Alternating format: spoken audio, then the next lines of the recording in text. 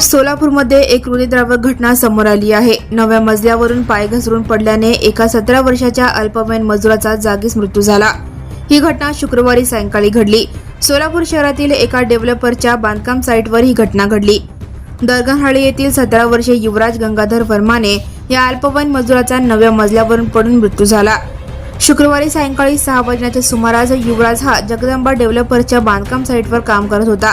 काम करत असताना अचानक त्याचा पाय घसरला आणि तो थेट 9व्या मजल्यावरून खाली कोसळला। घटनेची माहिती मिळताच सहकाऱ्यांनी त्याला तातडीने सोलापूरच्या शासकीय रुग्णालयात नेले, मात्र डॉक्टरांनी त्याला मृत घोषित केले। युवराज हा कुटुंबाचा मुख्य आधार होता। घरची आर्थिक परिस्थिती बेताची असल्याने तो वयाच्या 17व्या वर्षीच मजुरी करत होता। त्याच्या मागे आई वडील आणि एक भाऊ असा छोटा परिवार आहे। या अपघाताने संपूर्ण दरगणहाळी गावावर शोककळा पसरली आहे। गावकऱ्यांनी युवराजच्या अकाली निधनावर हळहळ व्यक्त केली आहे। या घटनेने बांधकाम क्षेत्रातील मजुरांच्या सुरक्षेचा प्रश्न पुन्हा एकदा ऐरणीवर आला आहे। 9व्या मजल्यावर काम करताना युवराजला सेफ्टी बेल्ट, सुरक्षा जाळी किंवा हेल्मेट पुरवण्यात आले होते का?